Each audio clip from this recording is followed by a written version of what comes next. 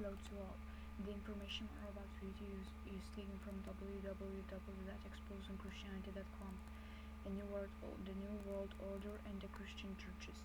We often hear the hysterical ranting of Christians who claim Satan is going about setting up a new world order where human beings will be barcoded like cattle and lose all of their freedom and rights. This new world order is said to be a one world communist state. Christianity has a history of blaming Satan from everything they do not agree with or in reality their own crimes against humanity.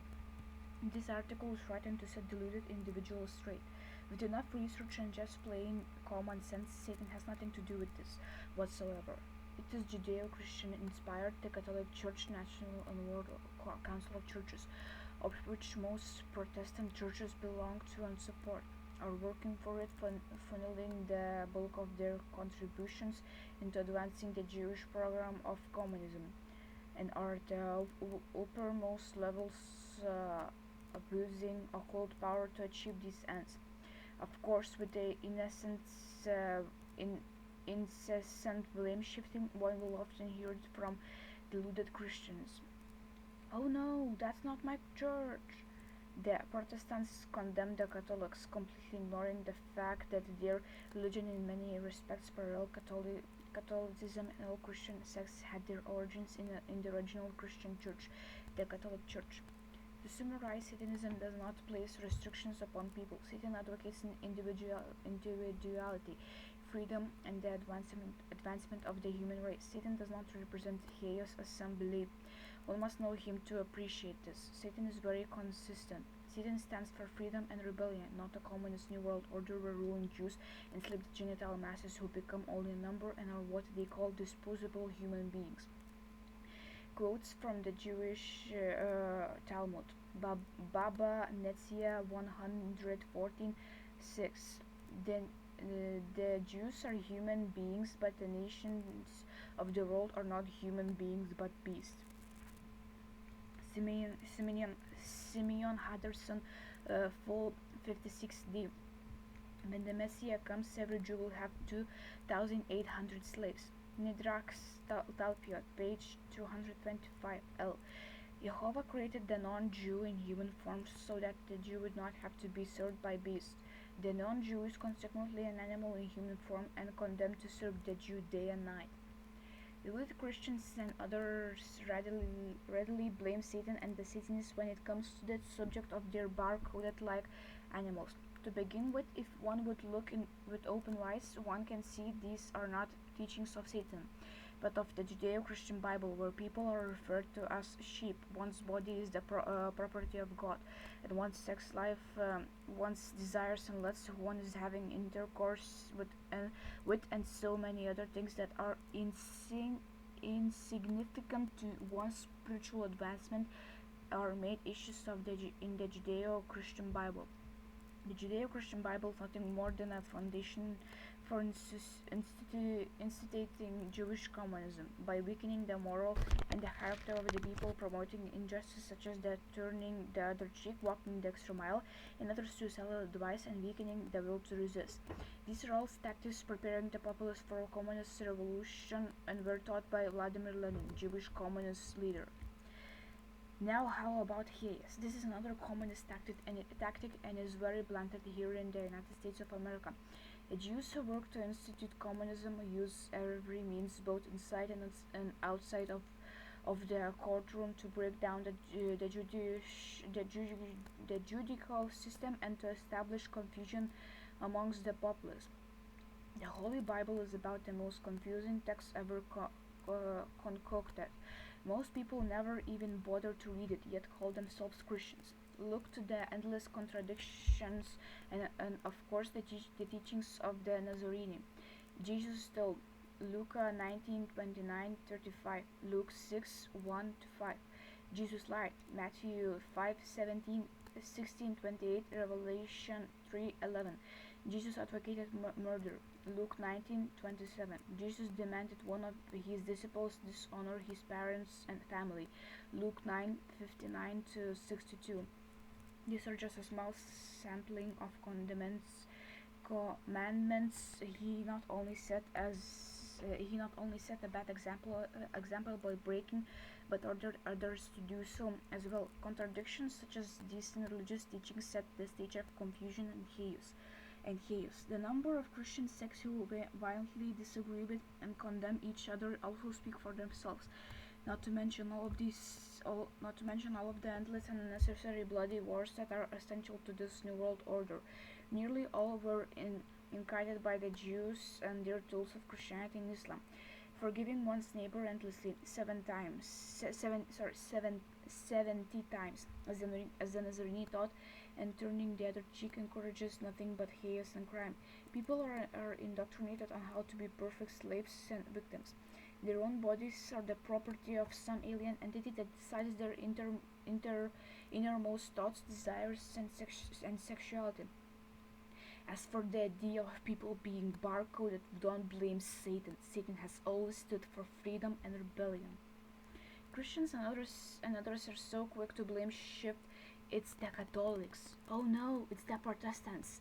They cannot comprehend this sort of thing is and has been for centuries happening in their own churches and is the entire theme of their own Bible. They have been contributing to it financially, I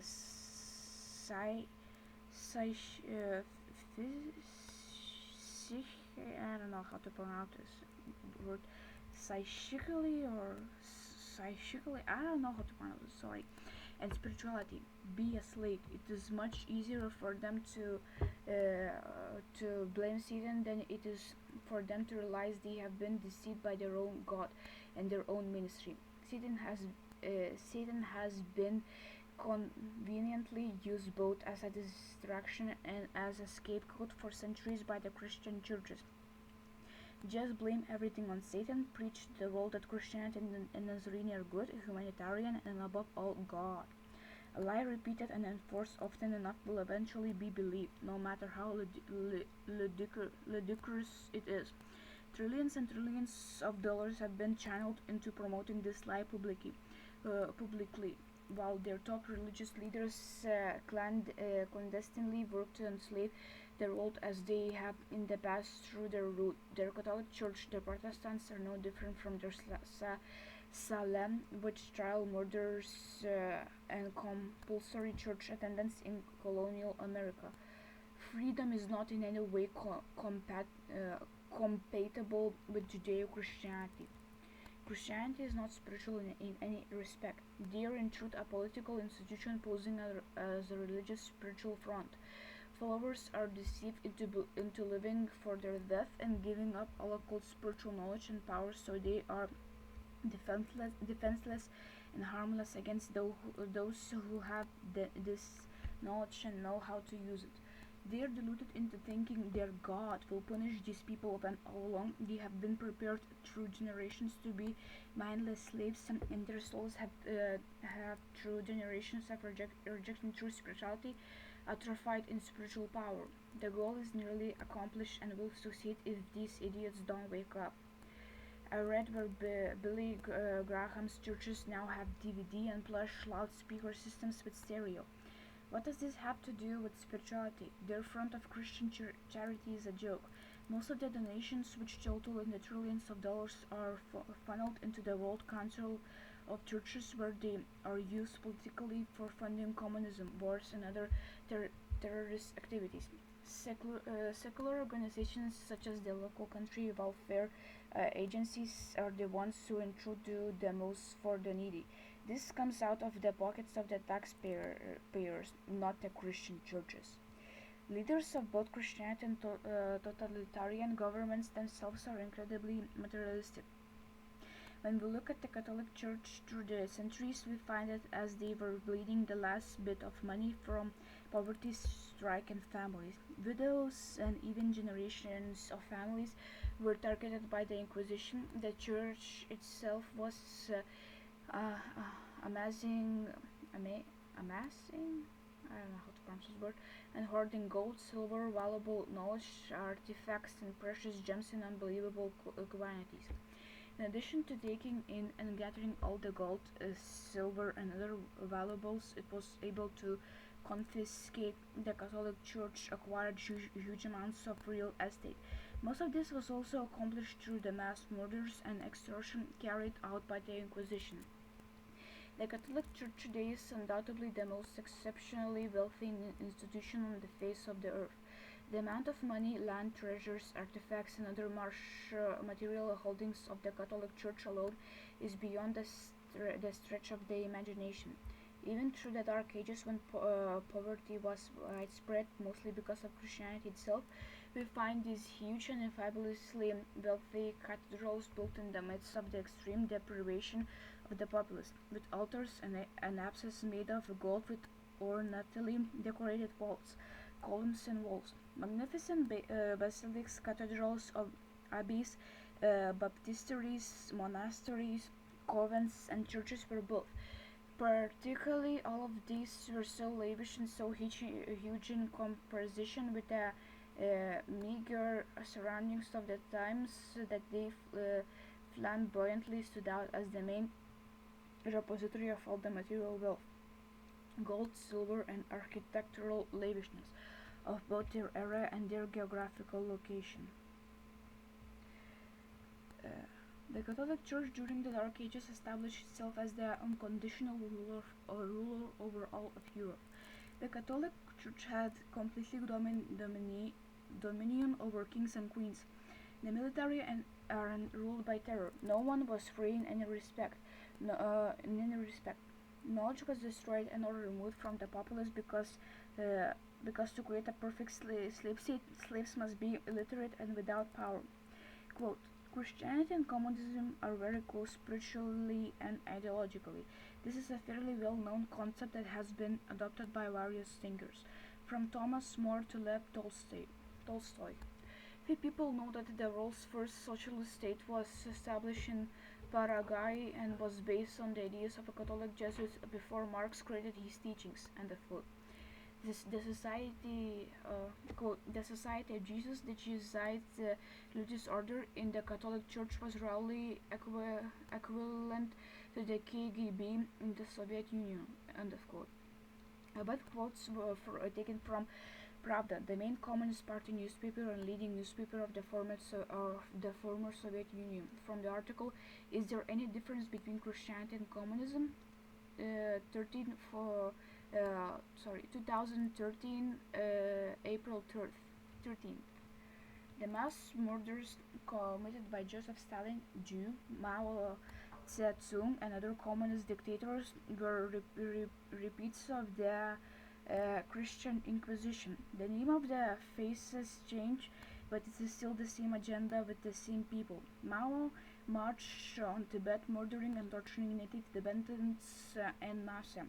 The Chinese army, under orders from Mao, traversed steep mountains and dangerous terrains for the primary purpose of destroying ancient knowledge, regardless of what the history books claim.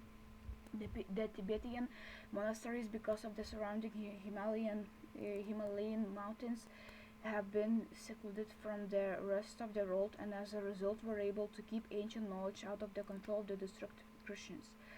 Anyone who has any serious knowledge or spiritual power is a threat to the state. Slaves must neither possess knowledge nor have access to occult power. Knowledge and power are kept in the hands of the controlling few. Of course, Billy Graham's Eastgate Ministries was permitted to flood China with Bibles, a project that totaled in the millions of dollars, all tax exempt. The concept of world domination by a select group who rule with an iron fist and use mass murder and terror to achieve their ends is spelled out before the entire Judeo-Christian Bible. Concepts. The state owns and controls all property. Listed below are parallels and teachings in the Judeo-Christian Bible. Your body isn't your own, it is the property of God. Don't have sexual urges. If you do, the owner of your body will do as he pleases with it and cast it into hell. Ruled by terror. Matthew 5:27 to 13. The Lord has control over all of your personal relationships. Matthew 19:9. No freedom of speech. Matthew 5:33, 37, 12, 36. Let them throw you in prison. Matthew 5:25. Don't defend yourself or fight back. Be the perfect slave. Matthew 5:39-44. Luke 6:27 to 36:35. The meek make the best slaves. Meek means submissive. Matthew 5:5. Live for your death. Never mind the life you have now. This is a classic on how to run a slave state. Life is not worth fighting for. Matthew 5:12. Break up the family unit to create chaos. Matthew 10:34 from 36. Luke 12:51 to 53. Let the chaos reign. Matthew 18:21 to 22. Don't own any property. Matthew 19:21-24. Mark 12. 41 to 42. Luke 6:20. 6:24, 6:29 to 30. Forsake your family, father, mother, sister, and brethren.